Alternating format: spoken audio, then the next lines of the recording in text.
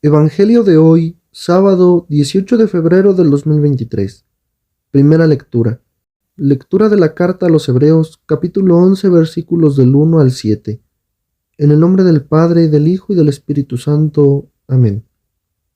Hermanos, la fe es fundamento de lo que se espera y garantía de lo que no se ve. Por ella son recordados los antiguos. Por la fe sabemos que el universo fue configurado por la palabra de Dios, de manera que lo visible procede de lo invisible. Por la fe, Abel ofreció a Dios un sacrificio mejor que Caín.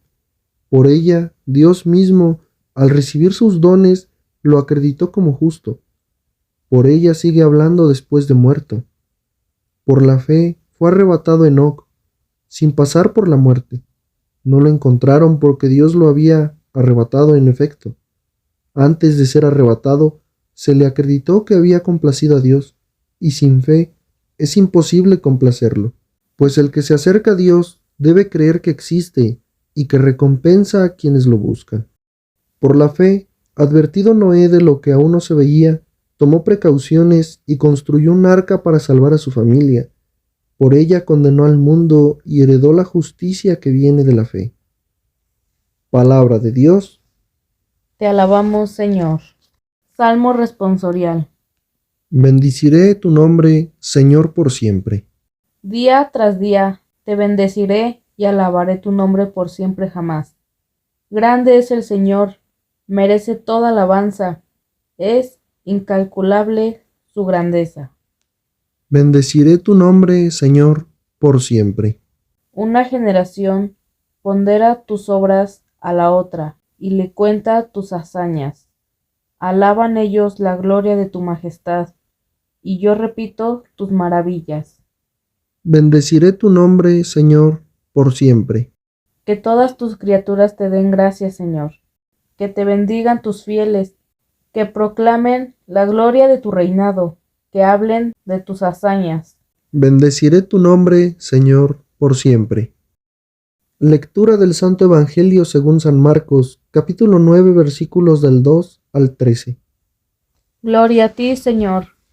Por la señal de la Santa Cruz de nuestros enemigos, líbranos, Señor Dios nuestro, en el nombre del Padre, del Hijo y del Espíritu Santo. Amén. En aquel tiempo, Jesús se llevó aparte a Pedro, a Santiago y a Juan. Subió con ellos a un monte alto y se transfiguró en su presencia. Sus vestiduras se pusieron esplendorosamente blancas, con una blancura que nadie puede lograr sobre la tierra. Después se les aparecieron Elías y Moisés, conversando con Jesús. Entonces Pedro le dijo a Jesús: Maestro, qué a gusto estamos aquí. Hagamos 3 tiendas, una para ti, otra para Moisés y otra para Elías. En realidad, no sabía lo que decía porque estaban asustados. Se formó entonces una nube que los cubrió con su sombra, y de esta nube salió una voz que decía: Este es mi Hijo amado, escúchenlo. En ese momento miraron alrededor y no vieron a nadie sino a Jesús, que estaba solo con ellos. Cuando bajaban de la montaña, Jesús les mandó que no contaran a nadie lo que habían visto, hasta que el Hijo del Hombre resucitara de entre los muertos.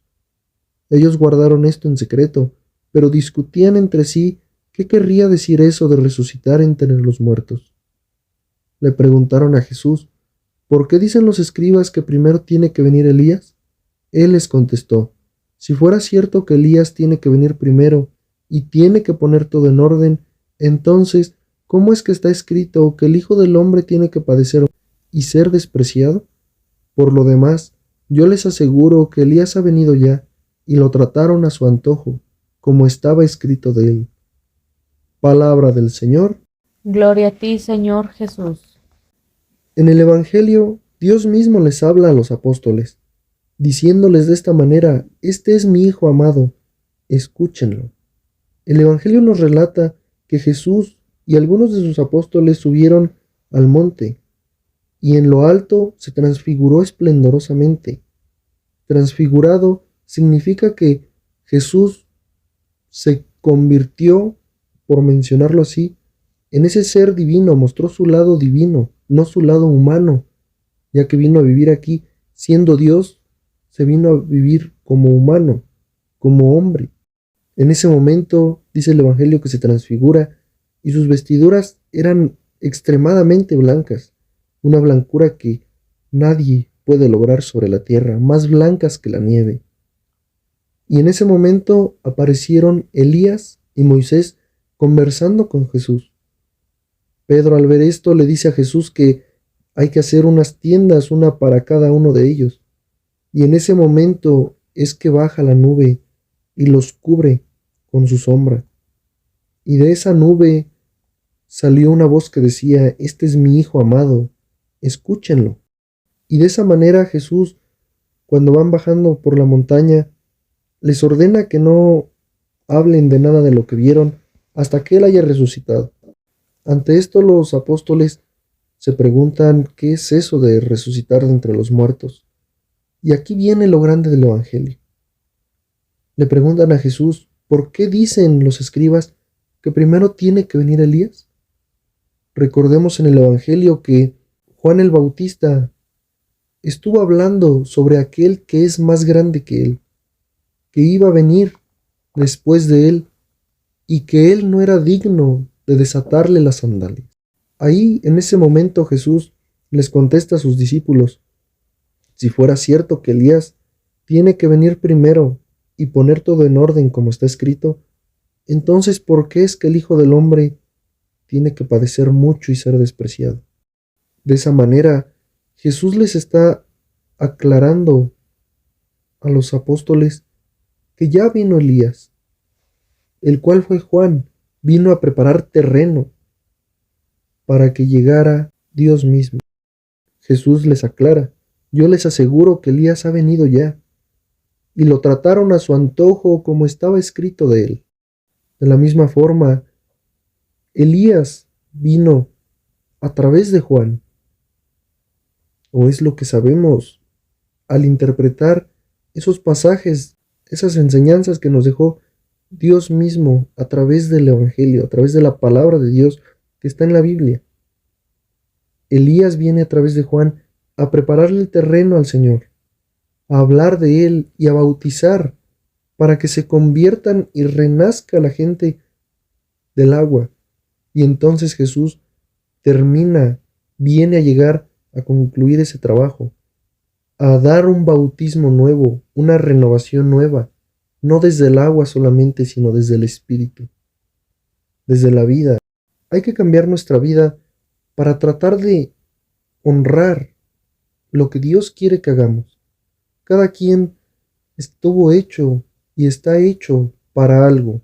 Hay que tratar de hacerlo, hay que tratar de cumplirlo. Pero ¿cómo lo vamos a llegar a cumplir? Primeramente, tenemos que estar en toda la gracia y plenitud de Dios. Si no estamos desde su amor y desde su gracia de Dios mismo, es difícil poder encontrar para lo que estamos hechos. Jesús, Él mismo, al convertirse en hombre para venir a padecer los sufrimientos humanos, tiene su propósito y tiene que pasar por ese sendero de estar en completa gracia a Dios.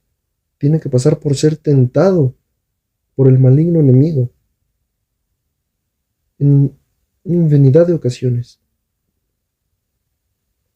Dios nos lo dice: ustedes mismos pueden combatir todo tipo de tentaciones. El maligno no es más fuerte que ustedes.